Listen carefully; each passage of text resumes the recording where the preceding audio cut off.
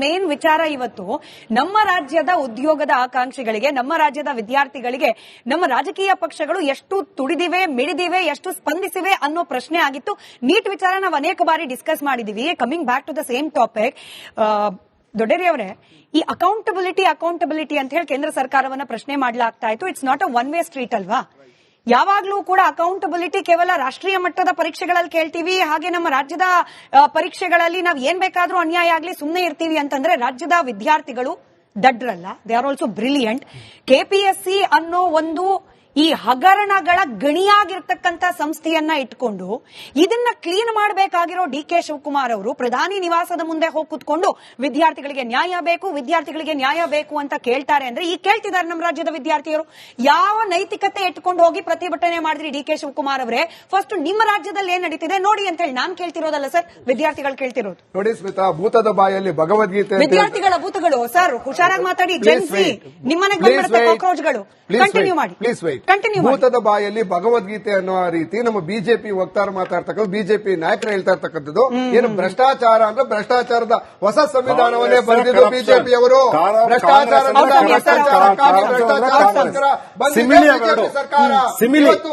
ಭ್ರಷ್ಟಾಚಾರದ ಕೂಪವಾಗಿರ್ತಕ್ಕಂಥ KPSC ಅಧ್ಯಕ್ಷರಾಗಿದ್ದು ಅಧ್ಯಕ್ಷರಾರು BJP ಏನ್ ಇವತ್ತು ಮಾತಾಡ್ತಾ ಇದ್ದಾರೆ ಈ ದೇಶದಲ್ಲಿ. ದೇಶದ ಬಗ್ಗೆ ಮಾತಾಡೋದು ಆಮೇಲೆ, ರಾಜ್ಯದಲ್ಲಿರ್ತಕ್ಕಂಥ ಏನು ಭ್ರಷ್ಟಾಚಾರದ ಕೂಪದ ಅಧ್ಯಕ್ಷರ ಯಾರು? ಇದೇ ಬಿಜೆಪಿಯವರು. ಅಂದ್ರೆ ಬಿಜೆಪಿ ಅಂದ್ರೆ ಭ್ರಷ್ಟಾಚಾರ ಅಂದ್ರೆ ಬಿಜೆಪಿ. ಯಾಕೆ ವಿಚಾರ ಹೇಳ್ತೀನಿ ಅಂತಂದ್ರೆ, PS ಹಗರಣ ಮಾಡಿದವರು ಯಾರು? JEE ಹಗರಣ, ಜೂನಿಯರ್ ಇಂಜಿನಿಯರ್ ಹಗರಣ ಮಾಡಿದವರು, PW ಹಗರಣ ಮಾಡಿದವರು, ಜೂನಿಯರ್ ಇಂಜಿನಿಯರ್ ಹಗರಣ ಮಾಡಿದವರು, ಲೆಕ್ಚರರ್ ಹಗರಣ ಮಾಡಿದವರು. 2019ರಿಂದ 2023ರವರೆಗೆ ಪ್ರತಿದಿನ ಬೆಳಗ್ಗೆ ಎದ್ರೆ ಸಾಕು ಪೇಪರ್ ನಲ್ಲಿ ಭ್ರಷ್ಟಾಚಾರ, ಬಿಜೆಪಿ ಭ್ರಷ್ಟಾಚಾರ ಅಂತ, ರೆಕ್ರೂಟ್ಮೆಂಟ್ ಭ್ರಷ್ಟಾಚಾರ ಎಲ್ಲ ಸಾಬೀತಾಗಿದೆ. ಈಗ ನಾವು ಹೇಳ್ತಾ ಇದೀವಿ ಜವಾಬ್ದಾರಿನ ನುಳ್ಸ್ಕೊಂಡು ಹೋಗ್ತಾ ಇಲ್ಲ. ಜವಾಬ್ದಾರಿಯನ್ನ ಇವತ್ತೇನು ರಿಫಾರ್ಮ್ಸ್ ಅನ್ನ ಮಾಡಬೇಕು ಅದಕ್ಕೆ ನಾವು ತಯಾರಿದ್ದೇವೆ, ಮಾಡ್ತಾ ಇದ್ದೇವೆ.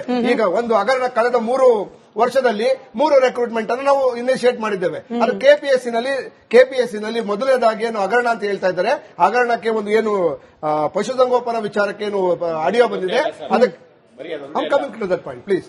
ಓಕೆ, ಹಗರಣ ಬಂದಿದೆ. ಆ ಹಗರಣಕ್ಕೆ ನಾವು ಆಲ್ರೆಡಿ ಸಿಐಡಿ ತನಿಖೆ ಕೊಟ್ಟಿದ್ದೇವೆ ಅಂತಂದ್ರೆ ರಾಜ್ಯ ಸರ್ಕಾರ ಜವಾಬ್ದಾರಿ ಯಾರು? ಒಂದು ನಿಮಿಷ ಕೇಳಿಸ್ಕೊಳ್ಳಿ. ಯಾರು ಈ ಬಿಜೆಪಿಯ ಅಧ್ಯಕ್ಷರಾಗಿದ್ದಂತ, ಬಿಜೆಪಿ ನೇಮಕ ಮಾಡಿದಂತ ಅಧ್ಯಕ್ಷರೇ ಇದ್ರ ಭಾಗಿ ಅಂದ್ರೆ ಹೌದು. ಯಾರು ಸ್ವಾಮಿ? ನೀವೇ ಮಾಡಿದ್ದು. ಅದಕ್ಕೋಸ್ಕರ ಒಂದು ನಿಮಿಷ, ಬಿಜೆಪಿ ನೇಮಕ ಮಾಡಿದಂತ ಅಧ್ಯಕ್ಷರು ಬಿಜೆಪಿ ಪಕ್ಷದ ನಾಯಕರಾದಂತಹ ಸಾಹುಕಾರನ್ನ ಅಧ್ಯಕ್ಷರಾಗಿ ಮಾಡಿ ಅವರೇ ಭ್ರಷ್ಟಾಚಾರದ ಕೂಪದಲ್ಲಿ ಮುಳುಗಿದ್ರು.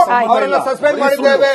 ರಾಜ್ಯಪಾಲರನ್ನು ಸಸ್ಪೆಂಡ್ ಮಾಡಿದ್ದಾರೆ ಅಂದ್ರೆ ಒಬ್ಬ ಕೆಪಿಎಸ್ಸಿ ಅಧ್ಯಕ್ಷರನ್ನು ಸಸ್ಪೆಂಡ್ ಮಾಡುವಂತ ಧೈರ್ಯ ಕಾಂಗ್ರೆಸ್ ಸರ್ಕಾರ ತೋರಿದೆ ಅಂದ್ರೆ ನಾವು ಯುವಕರ ಬಗ್ಗೆ ಏನು ವಿದ್ಯಾರ್ಥಿಗಳ ಬಗ್ಗೆ ಇರ್ತಕ್ಕಂಥ ಬದ್ಧತೆಯನ್ನು ತೋರಿಸ್ತೇವೆ. ಹಾಗಂತ ಹೇಳಿ ವಿದ್ಯಾರ್ಥಿಗಳು ಇವತ್ತೇನು ಪ್ರಶ್ನೆನ ಎತ್ತುತ್ತಾ ಇದ್ದಾರೆ, 100% ತನಿಖೆಯನ್ನು ಮಾಡ್ತೇವೆ. ಒಂದೇನು ಅಂತಂದ್ರೆ ಅವ್ರು ಹೇಳ್ತಾ ಇದ್ದಾರೆ ತಪ್ಪುಗಳಾಗಿದೆ ಅಂತ ಹೇಳಿ 100% ತನಿಖೆ ಮಾಡ್ತೇವೆ. ಯಾವ್ದು ಇಲ್ಲಿಯವರು ಸಾಬೀತಾಗಿಲ್ಲ. 2023ವರೆಗೆ ಜೂನಿಯರ್ ಇಂಜಿನಿಯರ್ ಮೊಟ್ಟ ಮೊದಲ ಬಾರಿಗೆ ಒಬ್ಬ ಇದೇ ಸರ್ಕಾರ. ಕೇಳಿಸ್ಕೋಬೇಕು ರಘು ದೊಡ್ಡೇರಿ ಅವರೇ, with all the humbleness let me remind you, ಕಳೆದ 3 ವರ್ಷಗಳಿಂದ ರಾಜ್ಯದಲ್ಲಿ ಇರೋದು ಕಾಂಗ್ರೆಸ್ ಸರ್ಕಾರ.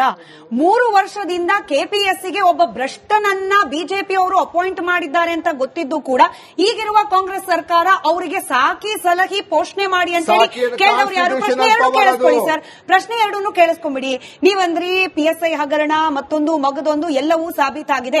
ಬಿಜೆಪಿಯ ಯಾವ ನಾಯಕನನ್ನ ಜೈಲಿಗೆ ಕಳಿಸಿದ್ದೀರಿ ಅನ್ನೋದನ್ನು ನೀವು ಉತ್ತರ ಕೊಡಬೇಕು.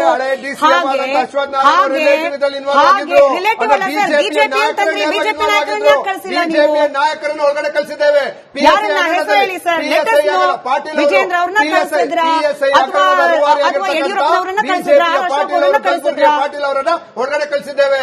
ಬಟ್ ಅವರು ಅದಾದ ನಂತರ ನಾವು ಏನು ಬಂದಿದ್ದೇವೆ, 46 PWD ಎಂಜಿನಿಯರ್ ಗಳನ್ನು ಸಸ್ಪೆಂಡ್ ಮಾಡಿದ್ದೇವೆ ನಾವು. ಅಂದ್ರೆ ನಾವು ಭ್ರಷ್ಟಾಚಾರಕ್ಕೆ 0 ಟಾಲರೆನ್ಸ್. ಮೊನ್ನೆ ಪ್ರಿಯಾಂಕ್ ಖರ್ಗೆ ಅವರು ಹೇಳಿರ್ತಕ್ಕಂಥದ್ದು, DK ಶಿವಕುಮಾರ್ ಅವರು ಹೇಳಿರ್ತಕ್ಕಂಥದ್ದು ಭ್ರಷ್ಟಾಚಾರಕ್ಕೆ 0 ಟಾಲರೆನ್ಸ್. ಅಂದ್ರೆ ನಾವು ಭ್ರಷ್ಟಾಚಾರವನ್ನು ಸಹಿಸೋದಿಲ್ಲ ನಾವು. ಈಗ ಅವ್ರು ಏನ್ ಹೇಳ್ತಾ ಇದ್ದಾರೆ, ನಮ್ಮ ವಿದ್ಯಾರ್ಥಿಗಳು ಏನ್ ಹೇಳ್ತಾ ಇದ್ದಾರೆ, ಯುವಕರು ಏನ್ ಹೇಳ್ತಾ ಇದ್ದಾರೆ, ಯುವಕರ ಭವಿಷ್ಯಕ್ಕೋಸ್ಕರ ನಿಮ್ಗೆ ಆಡ್ ಮಾಡಿ ಕೇಳ್ತಾ ಇದ್ದೀನಿ.